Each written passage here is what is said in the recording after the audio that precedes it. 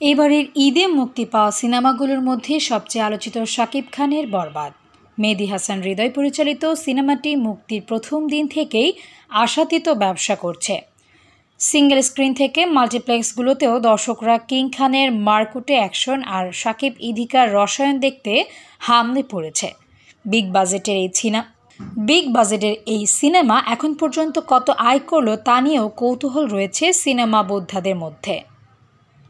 এরই মধ্যে 7 দিনের ছবিটি সারা দেশে কত টাকার টিকিট বিক্রি হয়েছে সেই তথ্য জানিয়েছে বরবাদের প্রযোজনা প্রতিষ্ঠান রিয়েল এনার্জি প্রোডাকশন।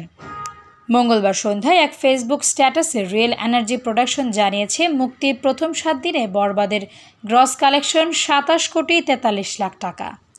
তবে মাল্টিপ্লেক্স থেকে কত ও সিঙ্গেল স্ক্রিন থেকে কত টাকা আয় করেছে সেই বিষয়ে আলাদা তথ্য দেয়নি। সবগুলো মিলিয়েই শাকিবের সিনেমার প্রথম সপ্তাহে আয় 27 কোটি টাকা, যেটা দেশের সিনেমা ইন্ডাস্ট্রিতে রেকর্ড পরিমাণও বলা যেতে পারে। 2023 সালে ঈদুল আজহায় শাকিবের প্রিয়তমা এক মাসে 27 কোটি টাকার টিকিট বিক্রির খবর প্রকাশ করেছিল। মাত্র 7 দিনেই বরবাদ সেই সাফল্যে পৌঁছে গেল। সেই হিসেবে বরবাদ ইতোমধ্যেই ব্লকবাস্টার সিনেমারও খেতাব পেল।